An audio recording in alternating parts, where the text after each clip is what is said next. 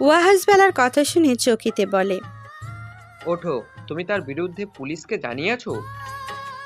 বেলা নম্র সুরে বলে, হ্যাঁ ভাইয়া, আমি আমার সাথে হওয়া অন্যায়ের মাফ কিছুতেই করব না। আপোষ কিছুতেই করব না। আমার দিকে ইট ছুঁড়লে পাটকেল খেতেই হবে। ওয়াহাজ অদ্ভুত আওয়াজ করে সাহসে বলে ওঠে, গুড। ভাইয়ের থেকে সাহস পেয়ে বেলা জাওয়াদের স্ত্রীকে বলে, আমাকে শুধুমাত্র আমাকে খুব বেশি ভালোবাসি। আমার ভালোবাসার মানুষ আমি নিজেই। ভালোবাসার মানুষের ওপর ক্ষতি করতে চাইলে আমি তাকে ছেড়ে কথা বলবো না। আপনি অন্য কাউকে বলে দেখুন কেউ সাহায্য করে কিনা। আমি আপনাকে কোনো প্রকার সাহায্য করতে পারবো না, দুঃখিত। মেয়েটা বুঝতে পেরে এখানে কথা খরচ করে কোনো লাভ হবে না। সে আর কোনো কথা না বাড়িয়ে চুপিসারে সেখান থেকে বেরিয়ে যায়। বাইরে দাঁড়িয়ে থাকা মানুষগুলোও ধীরে ধীরে সেখান থেকে চলে যায়। বারান্দা থেকে চলে যেতে যেতে বলে, ওই যে লোককে ভাইয়া ভাইয়া করলো, ওটা কি বউটার আপন ভাই নাকি? সাথীকার কয়েকজন বলে ওঠে, ভাই হয়তো। দেখলে না দুজনের মুখের কত মিল। বউটাও তো ভাইয়ের মতো লম্বা চওড়া।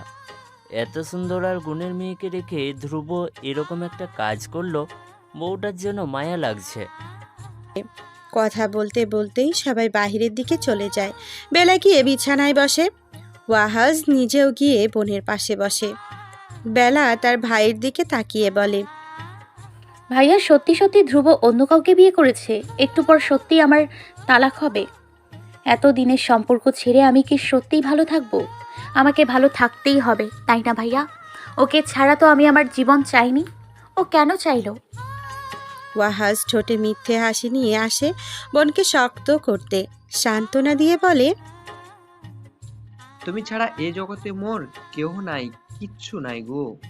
এই লাইনটা জাস্ট এই লাইনটা জীবন থেকে বাদ দিলেই মানুষ সুখী। তুই তোর জীবন থেকে এই লাইনটা বাদ দিতে পারলে তুই হবি পৃথিবীর সবচেয়ে ভাগ্যবতী মেয়ে, ইনশাআল্লাহ। তোর এটা মাথায় রাখতে হবে যে পৃথিবীর যে যা দেবে তাকে সেটাই ফিরিয়ে দিতে হবে। কোনো একজনকে পৃথিবীর বানিয়েই রাখা চলবে না। বাড়ির বাইরে বড় উঠোনটায় অনেক মানুষ জড়ো হয়েছে। কেউ এসেছে নতুন বউ দেখতে, কেউ এসেছে তালাক দেখতে, আবার কেউ সবগুলো কারণেই এসেছে। কিছুক্ষণ আগে গ্রাম প্রধানও এসে বসেছেন। ওয়াজিহা ওয়াহাজ বাড়ির সবাই বাহিরে এসে দাঁড়িয়েছে। দুই ভাগ হয়ে দাঁড়িয়েছে তারা। এক ভাগে ওয়াহাজ ওয়াজিহা এবং অন্যদিকে জাহিদা বেগম, রিমি, ধ্রুব, লিলি। গ্রামের প্রধান সবার উদ্দেশ্যে কিছুক্ষণ কথা বলে ধ্রুবকে বললেন। ধ্রুব কিছুক্ষণ চুপ থেকে কথা সাজিয়ে নেয়, তারপর বলে, আমার বেলাকে ভালো লাগছিল না। জানি না কেন দিন দিন ওকে অসহ্য লাগছিল। ওর কথাবার্তা চলাচল ভালো লাগছিল না, তাই আমি দ্বিতীয় বিয়ে করেছি। সামনে থেকে একজন বলে ওঠে, এগুলোই কারণ। তার মানে আপনার স্ত্রীর কোনো কোটে সেরকমভাবে আপনি পাননি। বেলাকে উদ্দেশ্য করে লোকটা আবার বলেন। বেলা কি বলবে বুঝে উঠতে পারছিল না। কথা কেমন গলায় এসে বারবার ঠেকে যাচ্ছিল। ভাঙা ভাঙা গলায় বলে, আমার চেহারা নষ্ট হয়ে গেছে জন্য আমার স্বামী সুন্দর একটা মুখের মেয়েকে বিয়ে করেছে, যে বিদেশে হাজার হাজার টাকা উপার্জন করেছে। সব দিক দিয়ে পারফেক্ট বউ পেয়েছে, কিন্তু সলিড ভালোবাসা সে আজ হারাবে। একদিন হাড়ে হাড়ে টের পাবে কি হারিয়েছিল। সেকেন্ডে সেকেন্ডে আফসোস করবে। আর আবার চলাফেরা নিয়ে কি যেন বললো, কিভাবে চলেছি জন্য সে পছন্দ করেনি, সেটা আমি আসলেই বুঝতে পারছি না। সকাল থেকে রাত 8টা-9টা পর্যন্ত কাজে ব্যস্ত থাকতাম। সকালে উঠে থালা বাসন মাজা, ঘর ঝাড়ু থেকে শুরু করে বাড়ির যাবতীয় কাজ আমাকে দেখতে হতো, করতে হতো। আমার বড় ভাই আমাকে একটা কাজ ঠিক করে দিয়েছিল, সেটার পেছনে আমার কোনো বাধা ধরার সময় দিতে হয়নি। যখন প্রয়োজন হয়েছে শুধু তখন সময় দিয়েছি। একটা মেয়ের মাসিক কিছু হাত খরচ প্রয়োজন হয়, সেটা নিজের স্বামী নিজে থেকে না দিলে তার থেকে চাইতে গেলে নিজেকে করুণার পাত্রী মনে হয়। সব সময় কারণ বলে টাকা চাইতে ইচ্ছে করে না। আমার ভরণ পোষণের দায়িত্ব পুরোপুরি আমার স্বামীকে দিতে ইচ্ছে করেনি। মনে হয়েছে আমি যদি কিছু একটা করে নিজেরটার জন্য কিছু জোগাড় করতে পারি তাহলে তার উপর চাপ কমবে। কিন্তু তার এসব আমার চালচলনের কথার ব্যাপারে আমার আর কিছু বলার নেই। আমি আমার চরিত্রের বিষয়ে একদম নিখুঁত। আমি আমার শরীরে নিজের ইচ্ছেতে বা অন্যের ইচ্ছেতে কোনো দাগ লাগাতে দেইনি। পাশ থেকে একটা লোক বলে ওঠে। বা সুন্দর কথা বলেছেন। আমাদের নিজেদেরই উচিত মাসে একটা নির্দিষ্ট অ্যামাউন্ট আমাদের স্ত্রীদের হাতে তুলে দেওয়া। আচ্ছা, যাই হোক, আপনার স্বামী যেমন আপনার বিষয়ে তার পক্ষ থেকে কিছু অভিযোগ জানালো, আপনারও কি তেমন কোনো অভিযোগ জানানোর আছে? বেলা একটা দীর্ঘশ্বাস ফেলে বলে। আমার মাঝে কোনো ত্রুটি আছে বলেই আমার স্বামী আমাকে ছেড়ে দিচ্ছে। আমি ছেড়ে দিচ্ছি না যে ওর মাঝে আমি কোনো ত্রুটি দেখব। শুধু এতটুকু বলবো যে আমার চেহারায় যদি কোনো কমতি থাকে আর সেটার জন্যই যদি আমাকে ডিভোর্সি হতে হয়, তাহলে সে বোকামি করলো। আমি তার সংসারে সারাদিন রাত খেটে খুঁটে এরকমই হয়েছে। কই, আমার শাশুড়ি তো কোনোদিন বলে নাই যে বেলা যাও একটু রেস্ট নাও, এত কাজ তোমার করতে হবে না। আমি যদি অন্যদের মতো ভালো একটা জীবন পার করতাম তাহলে চেহারা খারাপ হতো না। ধ্রুব ভুলে গেছে আমার চেহারা দেখেই সে আমাকে বিয়ের সিদ্ধান্ত নিয়েছিল। আমার পরিবারের ত্রুটি দেখেও সে রাজি হয়েছিল শুধুমাত্র আমার চেহারা দেখে। তাই বলবো, আমাকে ছাড়ার এটা হয়তো মেইন কারণ না। আমার স্বামীর অন্য কাউকে ভালো লেগেছে। তার মন আমার মধ্যে সীমাবদ্ধ থাকতে পারেনি, অথচ সে নজর হেফাজত করলে আমাদের একটা সুন্দর সংসার থাকতো। আবার দীর্ঘশ্বাস ফেলে সে ভেতর থেকে যেন কথাগুলো বমির মতো পেটে চাপ দিয়ে বেরিয়ে আসতে চাইছে। বেলা এতগুলো কথা বলতে গিয়ে বারবার গলায় বেঁধে যাচ্ছে, তবুও আবার বলে। আমার স্বামীকে ছাড়ার মতো সকাল পর্যন্ত কোনো কারণ ছিল না। আমি জানতামই না তার আরেক জীবন সম্পর্কে। তবে এখন আমি আর একটা রাতও এই বাড়িতে কাটাতে চাই না। এখান থেকে মুক্তি চাই। আমাকে আমার টাকা দিয়ে দিলে আমি এখান থেকে চলে যাব। যেখানে আমার সম্মান নেই সেখানে এক মুহূর্তও না। দোয়া রইল, আমাকে যে যা দিয়েছে বা দিচ্ছে তারা যেন দ্বিগুণ ফিরে পায়। ভালোবাসা দিলে ভালোবাসা ফিরে পাবে, আর কষ্ট দিলে কষ্ট। ওয়াহাজকে প্রশ্ন করা হয়। ওয়াহাজ বোনের হাত ধরে বলে।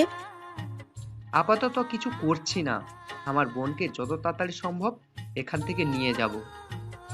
ধ্রুব আর বেলাকে আবারও জিজ্ঞেস করে তারা সব কিছু ভুলে আবার একসাথে হতে চায় কিনা। দুজনেই অসম্মতি জানায়। অতঃপর পরিস্থিতি স্বাভাবিক হলে পাশের মসজিদের ইমাম তালাকের ব্যবস্থা করে। বেলা চুপ করে ওয়াহাজের হাত শক্ত করে ধরে আছে। তালাকের ঠিক আগ মুহূর্তে বেলা মাগরিবের পরের ঘটনা উপস্থাপন করে। সেখানে উপস্থিত 90% মানুষ রিমির উপরে প্রচণ্ড রেগে যায়। কেউ কেউ বলে ওঠে।